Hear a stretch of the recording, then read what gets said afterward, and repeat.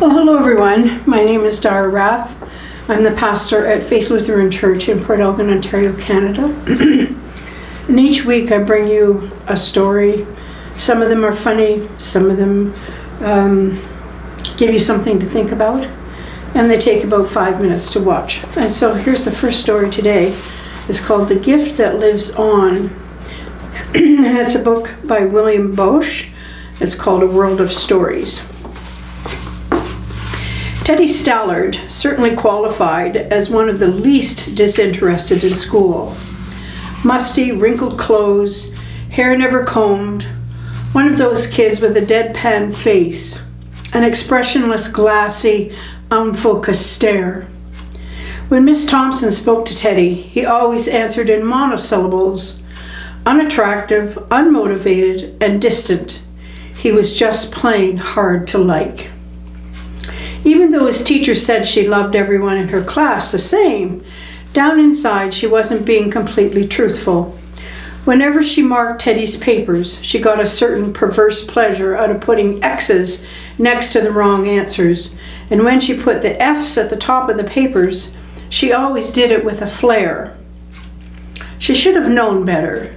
She had Teddy's records, and she knew more about him than she wanted to admit. The records read, first grade, Teddy shows promise with his work and attitude, but poor home situation. Second grade, Teddy could do better. Mother is seriously ill. He receives little help at home. Third grade, Teddy is a good boy, but too serious. He is a slow learner. His mother died this year. Fourth grade, Teddy is very slow, but well behaved. His father shows no interest. Christmas came and the boys and girls in Miss Thompson's class brought her Christmas presents. They piled their presents on her desk and crowded around to watch her open them. Among the presents there was one from Teddy Stallard. She was surprised that he had brought her a gift, but he had. Teddy's gift was wrapped in brown paper and was held together with Scotch tape. On the paper were written the simple words, "For Miss Thompson from Teddy." When she opened Teddy's presents, out fell a gaudy rhinestone bracelet with half the stones missing and a bottle of cheap perfume. The other boys and girls began to giggle and smirk over Teddy's gift, but Miss Thompson at least had enough sense to silence them by immediately putting on the bracelet and putting some of the perfume on her wrist. Holding her wrist up for the other children to smell, she said, "Doesn't it smell lovely?" And the children, taking their cues from the teacher, readily agreed with oohs and ahs. At the end of the day, when school was over and the other children had left, Teddy lingered behind. He slowly came over to her desk and said softly, Miss Thompson, you smell like my mother. And her bracelet looks really pretty on you too. I'm glad you liked my presents." When Teddy left, Miss Thompson got down on her knees and asked for forgiveness. The next day when the children came back to school, they were welcomed by a new teacher. Miss Thompson had become a different person. She was no longer just a teacher, she had become an agent. She was now a person committed to loving her children and doing things for them that would live on after.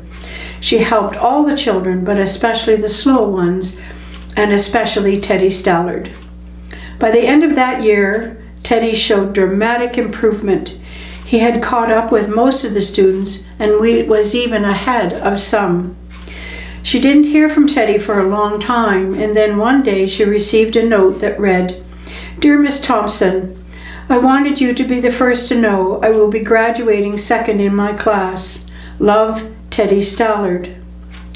4 years later, another note came. "Dear Miss Thompson, they just told me I would be graduating first in my class. I wanted to let you be the first to know. The university has not been easy, but I like it. Love, Teddy Stallard." And 4 years later, "Dear Miss Thompson, As of today, I am Theodore Stallard, MD. How about that?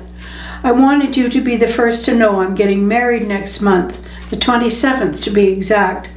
I wanted you to come and sit where my mother would have sat if she were alive.